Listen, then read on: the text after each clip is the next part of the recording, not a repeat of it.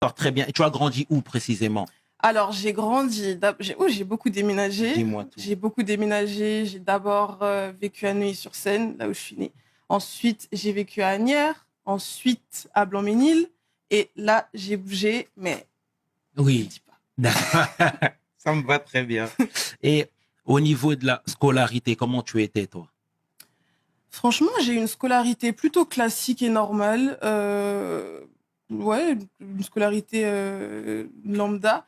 J'ai eu un bac littéraire, Ensuite, pourquoi, je ne sais pas. J'ai décidé de faire une école de commerce qui n'a rien à voir avec tu sais, le secteur littéraire et tout ça.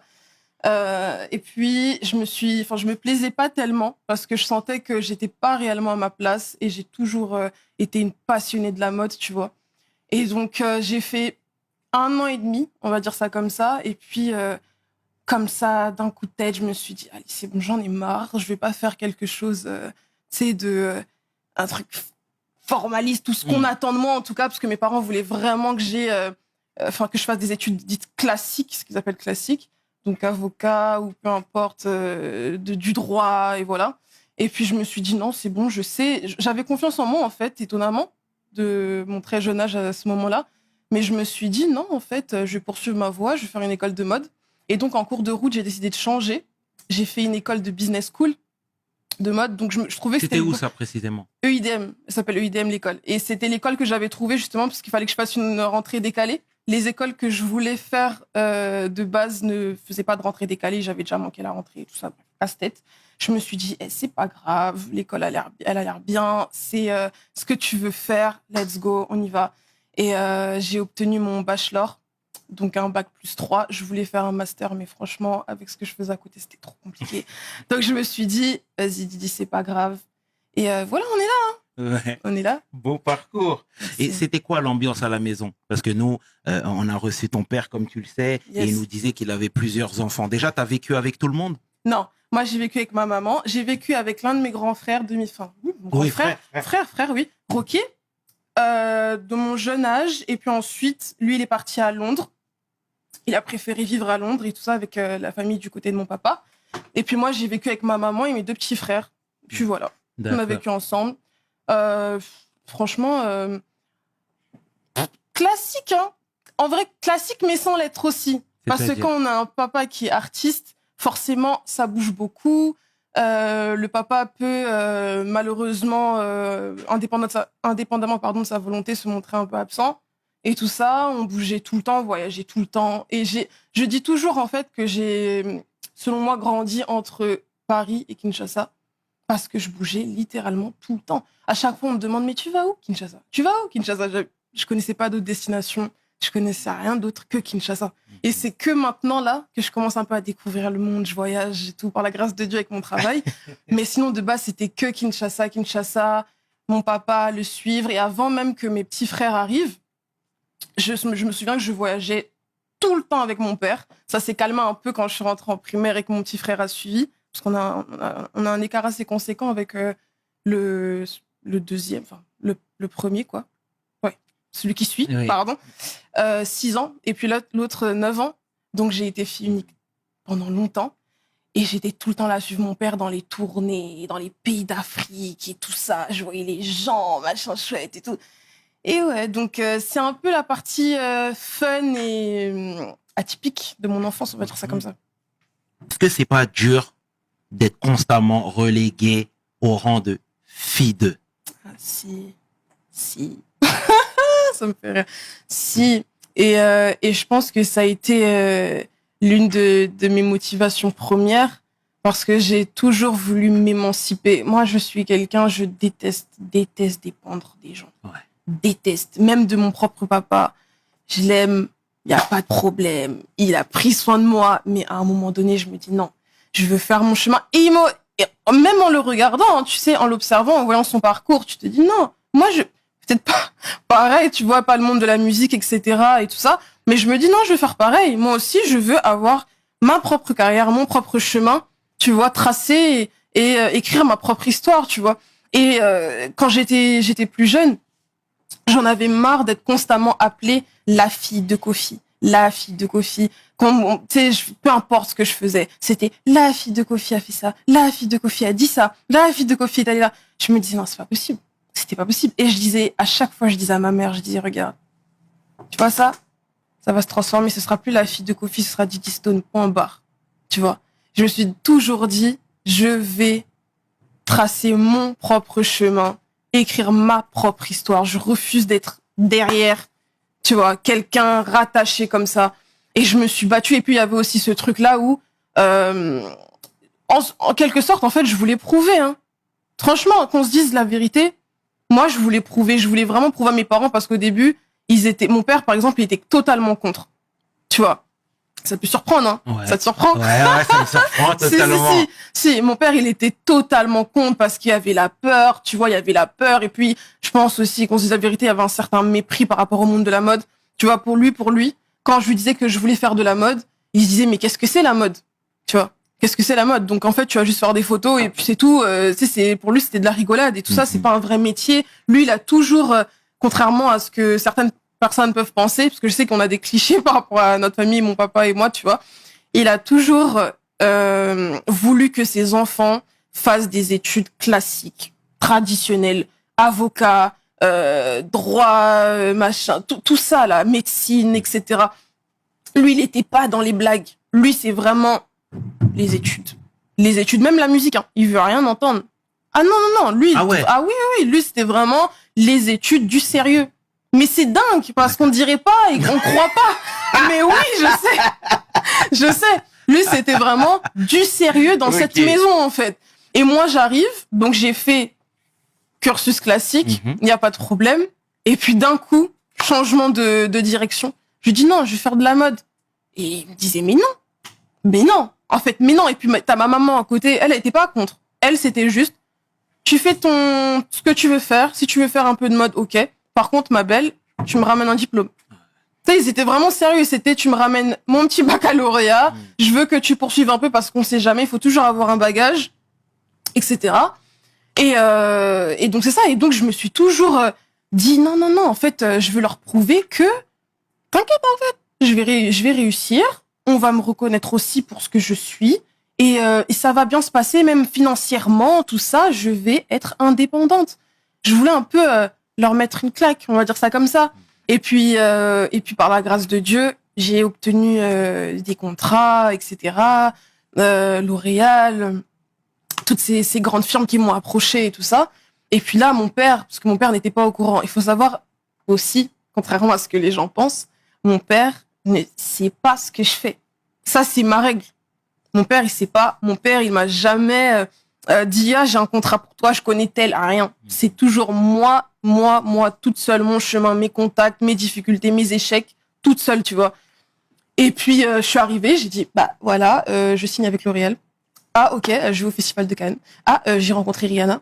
Ah je bosse avec Jean-Paul Gaultier et lui il est en mode ok, tu vois, ok.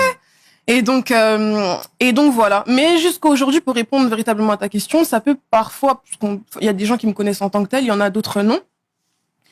Ça peut parfois être chiant, mais bon, je me dis, écoute, c'est ce que je suis. Et puis voilà, en vrai de vrai. Hein. Et comment t'as gagné du crédit à ses yeux? Je pense aussi qu'on se le dise, quand tu fais rentrer de l'argent, voilà. Hein. Ah ok. Quand tu fais, enfin, il y a tout. Il y a tout qui rentre en jeu. Quand tu fais rentrer de l'argent, quand tu commences à subvenir à tes propres besoins, quand tu vois que même la reconnaissance auprès des gens, les gens venaient le voir en disant oh ta fille et tout, bien et tout, on voit sur les réseaux, machin et tout, da. Là il se dit ok. Et puis je pense aussi qu'il a vu mon sérieux, il a vu vraiment que je me battais pour ce que je voulais, il me le disait. Après, bon, ça a changé, il a commencé aussi à m'encourager, tu vois. C'était au début qu'il était contre et quand il a vu qu'en fait, non, il y a quelque chose, il m'a poussé et tout ça. Et je pense que oui, quand il a vu qu'en fait, c'était sérieux, que c'était pas des blagues, je ne faisais pas juste des photos ou être jolie, tu vois, entre guillemets, sur les réseaux sociaux, il s'est dit, ah oui, d'accord, en fait, ma fille, ouais, ok, bien. Donc, voilà. Et c'est très bien ce que tu dis, Didi. À cette époque-là, pardon, t'étais toujours dans le cocon familial ou t'avais déjà pris ton indépendance? Cocon familial. Ok. Moi, franchement, je te cache pas et tout. Ma mère, elle voulait pas que je bouge. Hein. Ma mère, c'est une maman très protectrice, elle est très derrière ses enfants, mais vraiment, sa vie, c'est ses enfants, tu vois. Et il y a ce truc-là, tu sais, même dans notre culture, etc., on dit qu'une jeune femme ne doit pas partir avant le mariage, etc., etc., c'est pas bien. Et puis, elle me disait aussi, mais pourquoi tu veux partir? Étant donné que t'es bien, on te dérange pas, tu sors comme tu veux, tu voyages comme tu veux, tu subviens à tes propres besoins, etc. Tu fais rentrer de l'argent, toi, ton épargne et tout, garde, machin, coffre et tout. Et puis, au bon moment, si tu trouves quelqu'un, là, le mariage et tout, là, tu partiras. Mais bon, à un moment donné, je me suis dit, bon, je suis un peu fatiguée quand même qu'on commence à me, je vais pas dire reconnaître, tu sais, dans mon quartier et tout, mais vas-y. Blanc-Ménil encore à cette époque-là? Oui, Blanc-Ménil. Ok. Blanc-Ménil. J'ai dû aller, hein, Blanc-Ménil, hein. C'était au Tilleul? Non. Blanc-Ménil Sud. Ok. Ouais. Ok. Merci pour ces précisions, Didi. Et tu sais, malheureusement, il y a parfois, on a des images un peu préconçues parce que quand on est la fille d'eux, on se dit que le destin et que la voie sera forcément royale. Tu vois, je te dis ça, moi je pense à David Hallyday, je pense à Laura Smet, et je pense à plein de profils comme ça, tu vois, même Nicolas Bedos, tu vois. Donc, toi, avec tout ce que tu es en train de dire là, et c'est fort, c'est que toi, tu voulais tracer ton chemin sans faire appel au papa. Primordial. Jusqu'aujourd'hui, hein. Jusqu'aujourd'hui. On va jusqu'au bout. Mais aujourd'hui, c'est quoi la nature de votre relation? Parce que je sais qu'il y a eu du grabuge. Nous, on n'est pas là pour ça, oui. Je pense que tu connais bien la marque de fabrique. Mais c'est comment? Est-ce qu'il est toujours présent dans ta vie, Kofi? Parce que, tu sais, moi, je l'ai lancé sur ce sujet. Il avait que de l'amour pour toi. En off, il avait que de l'amour pour toi aussi. C'est ce qu'il m'a dit, tu vois, même en off. Et on savait que c'était un sujet qu'il peinait. Aujourd'hui, c'est comment? Le sérieux. Hein. Non. Bah, écoute, j'ai envie de te dire, sans rentrer dans les détails ou quoi, sans tirer sur personne, dans chaque famille, je pense, il y a des différends, il y a des disputes, il y a des mésententes, ça arrive partout. Je pense que je suis pas la seule, je suis pas la première, je suis pas la dernière. Et la seule chose qui diffère, en fait, c'est le fait que ce soit deux personnalités publiques et aussi le fait qu'on nous ait toujours vus très proches. Moi, j'ai toujours été une fille à papa. On a toujours été complices et tout ça. Maintenant, moi aussi, hein, ça fait mal, c'est désolant et tout ça. On est comme on est, mais l'amour est toujours là, Je continue, bien évidemment, c'est mon papa, on n'a qu'un seul papa. Je continue de le porter dans mon cœur. Je lui souhaite que le meilleur, je lui souhaite vraiment une paix et tout ce que son cœur désire, tu vois. Mais bon, moi je pense, écoute, comment je peux dire ça? J'ai confiance au Seigneur. J'ai confiance en Dieu.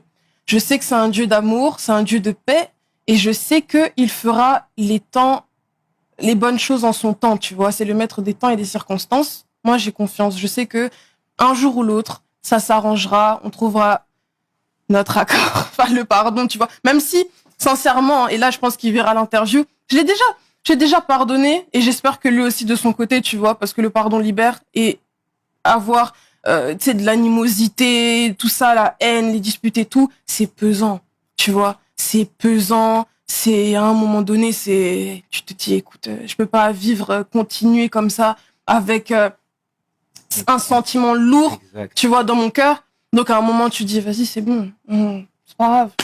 Ça reste un être humain. On est tous des êtres humains, on n'est pas parfaits. Moi aussi, j'ai mes erreurs, j'ai mes torts. Et puis voilà, ça reste mon père. Y a pas de problème. Même si c'est vrai que là, on est en froid, tu vois. Les gens le savent. Les gens le savent. On est en froid. Mais voilà. Ça va, c'est pas grave. Enfin, ça va s'arranger. Tu sais, tout à l'heure, lors de la présentation, tu disais que, étant petite, tu suivais un peu ton père partout, t'allais régulièrement à Kinshasa. Comment toi, t'arrives à rester en phase avec les réalités du pays, tout en sachant que ton père, c'était une méga star, tout en sachant que, encore en France, il y a une forte communauté congolaise et même africaine, parce que Kofi, toi-même, tu sais, il a fait danser beaucoup de nos semblables, et même plus. Mais au Congo, c'est incroyable. Tu vois, l'aura qu'il a. Et je veux dire, quand je te dis toi, c'est même la famille de manière générale. Comment vous réussissez, pardon, à rester en phase avec la réalité du pays? La réalité, humble. Écoute, déjà, je pense que je tiens ça de ma maman, parce qu'elle est très humble, très simple, etc., etc. Et puis, à un moment donné, à force d'y aller, tu vois, à peine t'arrives, il y a ce qu'on appelle les chégués. Donc, c'est des enfants qui sont orphelins, qui sont dans la rue, qui n'étudient pas, etc., etc., qui te suivent, qui te demandent 1 000 francs. 1 000 francs, je sais pas, c'est l'équivalent de quoi? Ça doit être quoi? Peut-être 2 euros? Je sais pas. On me corrigera si c'est pas ça, mais c'est vraiment rien, tu vois. Et tu sens, en fait, que non, ce pays souffre. Tu vois, ce pays souffre et il y a un véritable mal-être au sein de mon peuple, en fait, clairement, tu vois. Et puis même, ma famille, c'est pas tout le monde n'est pas forcément aisé ou peu importe. Donc tu comprends, tu vis, tu vois les réalités d'autres personnes, de tes proches, de tes amis, de tes semblables. Et même, c'est pour ça aussi que je me suis engagée avec l'UNICEF, tu vois. Parce que je me suis dit, non, mais attends, moi, je me suis engagée pour la cause des jeunes filles et du mariage forcé et tout. Mais tu vois, en fait, tu te dis, mais attends, moi, je suis une fille, comme vous, je suis jeune femme. Je comprends pas pourquoi j'aurai plus de temps et j'en ai conscience, tu vois. J'ai plus de chance que vous et pourquoi vous serez là, même pas pouvoir faire des études. Pourquoi magnifique, ça, tu vois. Et ça te fait toujours rester un peu down to earth. Et puis mon père aussi, il racontait tout le temps son histoire. Mon père m'a toujours dit, j'ai travaillé, j'ai bossé, je viens pas d'une famille riche. Il me racontait tout le temps. Il me disait, il me disait, je ne veux pas que mes enfants manquent comme moi j'ai manqué.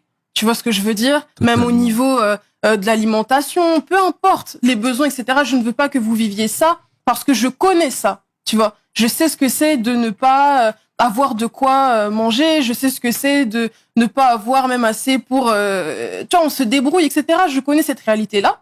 Donc, je veux aussi que vous ayez cette valeur-là de l'argent, de se battre dans la vie, de se battre pour soi-même, etc. Et puis je pense aussi que bon, c'est peut-être un peu dans mon caractère. Moi, je suis très sensible aussi, donc j'ai le sens de l'empathie, tout ça.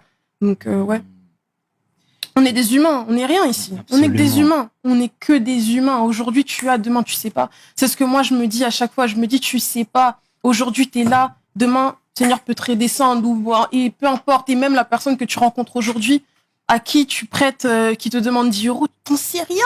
Exactement. T'en sais rien. Dieu élève qui il veut. Demain, cette personne-là peut devenir PDG d'une firme. Tu te dis, qu'est-ce qui s'est passé, tu vois? Bien sûr. C'est comme ça. Donc moi, je néglige personne. Je trouve que chaque personne a le droit au respect, à la considération. Chaque personne, tu vois, a le droit d'être écoutée. Et c'est pour ça que je me suis engagée, tu vois. A le droit d'être entendue. Et puis voilà, quoi. Ça fait... c'est un bon équilibre. C'est terrible le shoot de motivation et même d'humanité que tu nous envoies ici. Merci pour tout ça, Didi. Sincèrement, hein, c'est beau, c'est magnifique. Et est-ce que toi, tu te verrais, peut-être pas dans un futur proche, mais par la suite, t'installer à Kinshasa? Moi, je me suis toujours dit, on pose souvent cette question. Ah ouais? Oui, même mes amis et tout, c'est des questions qui reviennent souvent parce que j'ai des amis qui, tu vois, malgré, non, c'est pas forcément, ça n'a rien à voir avec l'âge, tu vois, mais qui disent non, mais moi, ça y est, moi j'en ai marre, moi je veux retourner à Brazza ou en Côte d'Ivoire ou peu importe. J'ai des amis qui font de l'entrepreneuriat en Afrique, etc., etc. Tu vois, ça inspire. Et moi, je me suis toujours dit, je pense que chaque chose en son temps, en tout cas en ce qui me concerne. J'aime beaucoup mon pays, j'aime beaucoup Kinshasa. Kinshasa, c'est chez moi. Moi, quand je vais à Kinshasa, je dis jamais que je vais en vacances, je vais chez moi. C'est chez moi. Tu vois ce que je veux dire? Je me sens pas en vacances ou dépaysée ou quoi que ce soit. C'est ma terre, c'est là où je me ressource, c'est là où, tu vois, je prends les bonnes vibes, l'énergie, ma culture et tout ça et tout ça. Et je pense qu'à un moment donné dans ma vie, c'est obligé. Peut-être que lorsque j'aurai peut-être fondé une famille ou que j'aurai même envie, tu vois, d'exporter. C'est dans mes projets, tu vois. Tout mon travail là, tu vois, dans la mode, en Afrique, au Congo, pourquoi pas? Si Dieu me le permet.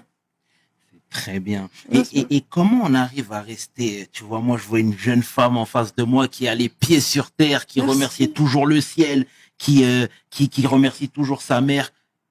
Mais comment on fait pour être toujours en face quand on a été épié depuis sa plus tendre enfance? tu vois, ton père, il te faisait des azatalakou, tu vois, tu vois, tout le temps parler de toi, sans même te connaître déjà, on entendait déjà ce nom Didi Stone, etc. Tu vois, je sais que dernièrement, même t'étais en couple avec Damso, tu vois, mais je suis obligé de t'en parler, mais d'être tout le temps dans les feux, sous les feux de la rampe, et rester en phase avec la réalité.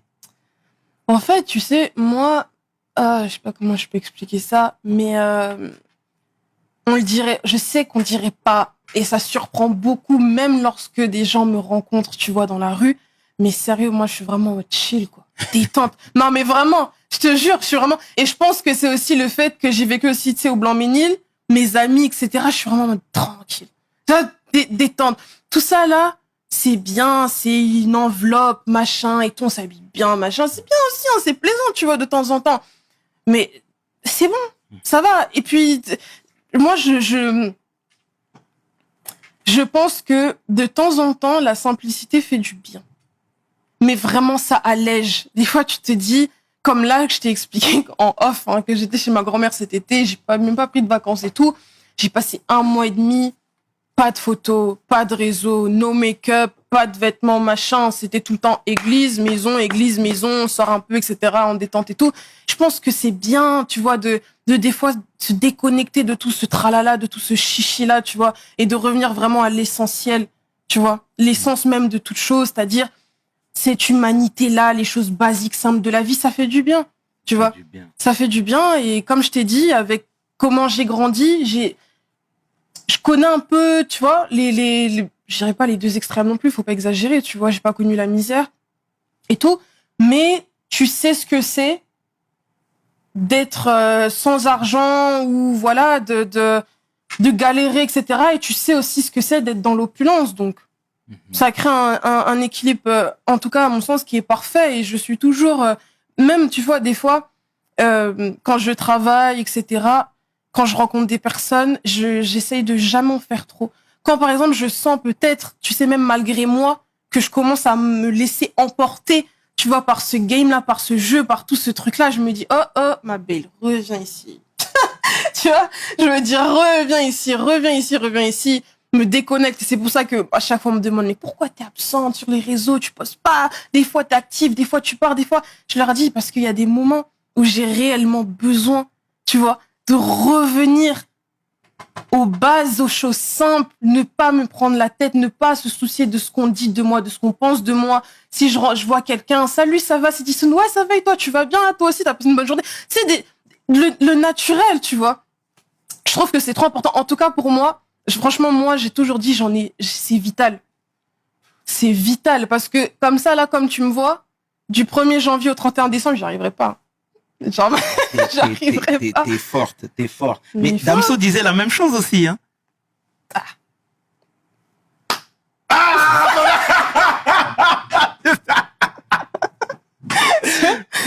On embrasse chaleureusement le frangin, en tout cas. Et tu sais, là, dernièrement, et encore une fois, c'est pour ça que tout à l'heure, je te disais ça, c'est que le christianisme et même Dieu, hein, t'en parles constamment, tu vois, tout le temps tu remercies le ciel, tout le temps tu parles de ta foi, même quand et c'est beau ces rappels. Moi dernièrement je t'ai vu, tu t'es fait baptiser. Oui, gloire à Dieu. Exactement, tu t'es fait baptiser et ça a été filmé et ça a été même mis sur les réseaux sociaux. Ouais. Exactement. Déjà, pourquoi t'avais envie de le partager avec ta communauté? Bah, en fait, je me suis dit, franchement, c'est même pas calculé ou quoi que ce soit, en fait. Je me suis dit, j'ai l'habitude, je suis pas du genre à tout, tu vois, moi, je suis pas comme ça, à tout dire, je prends ma caméra 1, 2, 3, il se passe ça dans ma vie et tout, non, tu vois. Mais je me suis dit, j'ai partagé, par exemple, lorsque j'ai obtenu mon bachelor l'année dernière. J'ai partagé lorsque j'ai signé avec L'Oréal, avec Fenty Beauty, avec, tu vois, toutes ces firmes-là. Ça m'arrive de partager lorsque je voyage aussi. Par exemple, encore une fois, parce que tu l'as mentionné, on s'est affiché, par exemple, avec Damso, je me dis, bah, écoute, t'as partagé, en fait, ton couple, même si on est plus ensemble, mais t'as partagé ton couple, etc. Tu partages plein de choses, des petits moments de ta vie comme ça qui te semblent beaux est important pour toi, alors à combien de fois, tu vois, tu devrais, enfin, je me dis, ça me semble juste naturel de montrer, tu vois, à ma communauté, de partager aussi cette bonne nouvelle-là et de montrer aux gens, hé les gars, je suis née de nouveau, tu vois. Je suis née de nouveau et tout ça. C'est une belle chose. Moi, je me suis dit, c'est bien. Et puis, si ça peut aussi, dans un sens, parce que j'ai la casquette aussi d'influenceuse, etc., tu vois. Moi, pour moi, de toute façon, influenceuse, c'est pas seulement, parenthèse, sur Instagram. Quand tu es une personnalité publique, en soi, t'es un influenceur. Tu vois. T'es un influenceur, que tu sois sportif, que tu sois acteur, t'es un influenceur, chanteuse ou peu importe. Et je me dis, bah, écoute, si ça peut aussi, si Dieu le veut, tu vois, si Dieu touche des cœurs à travers moi, si Dieu se sert de moi comme instrument, tu vois, c'est cool. Ça peut peut-être inspirer des personnes aussi à se dire, ah, vas-y, ben moi aussi, je vais franchir le pas, je vais me faire baptiser ou peu importe. C'est une bonne chose. Ou même, t'as pas forcément même besoin d'être chrétien. Tu peux te dire aussi, moi aussi, là, je vais revenir, tu vois, à mes sources, à mes valeurs. Je vais me mettre à genoux un peu devant mon Dieu. Ça fait longtemps, tu vois, que j'ai pas prié ou peu importe, tu vois. Une bonne chose. Respect à toi, en tout cas, Didi. Hein. C'est très bien. T'as des valeurs qui sont fortes et moi, je peux que respecter ça. Et on est sur la fin. Ouais. On a bien conversé. Ouais, Hein. c'était cool, hein. Non, vraiment. T'es gentil. Et les projets futurs sont lesquels? Yes. Parce que tu sais, comme tu l'as dit tout à l'heure, voilà, t'es un personnage public. Moi, je t'ai vu même dans le clip de Dadju. Ouais. Ça fait un petit moment, mais j'embrasse le frère Dadj. Et tu vois, on te sollicite ici et là. Toi, comment tu te vois comment, toi, ces prochaines années? Moi, je pense que, écoute, je vais continuer mon petit chemin. Je pense qu'il y a beaucoup de choses à faire, à explorer, tu vois. J'aime pas l'idée de me cantonner qu'à une seule et même chose, tu vois. Je pense que le monde de la mode est un milieu qui est vaste, qui est riche. Il y a plusieurs voies, etc., qu'on ne voit même peut-être pas, tu vois, derrière le rideau, quoi, en off et tout ça. Et je me dis, écoute, c'est bien beau, je vais continuer ce que je suis en train de faire, mais je pense qu'à un moment, je vais prendre un revirement ou peu importe. Et là, j'ai ce projet-là de créer ma propre marque de vêtements. Ça, c'est mon rêve depuis toujours et qui me semble naturel, clairement. Vraiment, je me dis, t'aimes le vêtement, c'est ce que tu fais. Alors, pourquoi pas avoir ton propre bébé et tout ça qui va voir le jour aussi, tu vois. Et ça, là, pour l'instant, il y a que ça. La marque de vêtements sur lequel je suis en train de bosser là-dessus actuellement. Et puis, je me dis, why not aussi, en parallèle, tu sais, avec l'UNICEF, peut-être créer aussi ma propre ONG, quelque chose comme ça, en Afrique, etc. J'y pense beaucoup. Je réfléchis beaucoup, mais je pense que je vais le faire parce qu'en fait, tu sais, quand tu rentres, j'ai toujours dit, c'est drôle, mais quand tu rentres dans ça, dans tout ce qui est humanitaire, lucratif, etc., en fait, c'est un piège. Tu rentres dedans et tu n'as plus envie d'en sortir. Moi, j'ai parlé avec j'étais à Kinshasa l'année dernière, fin 2022, et j'ai parlé avec beaucoup de filles, etc. On a échangé, on a conversé. Les filles ont témoigné leurs histoires, etc. Combien de fois j'ai pas pleuré et tout ça. Tu te dis, mais non. Tu te dis, en tout cas, moi, ce que je me suis dit, écoute, Dieu a fait de toi celle que tu es. Tu vois ce que je veux dire? Dieu a fait de toi celle que tu es aujourd'hui. Tu as une plateforme. J'ai ce privilège-là de pouvoir être entendu. Clairement, moi, j'ai conscience de ces privilèges-là, des petits plus que j'ai, que Dieu m'a béni, clairement. Et je me dis, mais autant s'en servir. La Bible dit, on te donne gratuitement, donner gratuitement, tu vois. Donc, je me dis, écoute, on va faire ce qu'on peut à notre petite échelle. Puis voilà, bonne chose. En tout cas, sincèrement, Didi, au nom de toute l'équipe de WeHustle, Ouais. nous te remercions sincèrement Merci à toi. pour cet échange, pour l'amour que tu donnes aux gens, que tu nous donnes à nous, ces valeurs que tu prônes. Et c'est terrible. Et tu sais, moi, je ne cesse de le dire, mais encore une fois, même quand tu atteins un certain degré de notoriété, tu sais, il y a parfois pas mal de choses que tu occultes. Tu peux être déconnecté de la réalité. Bien sûr. Et toi, j'ai l'impression que c'est totalement l'inverse. Donc, pour tout ça, déjà, je te dis merci. Et en plus de ça, je rajoute même en te disant que c'est fort.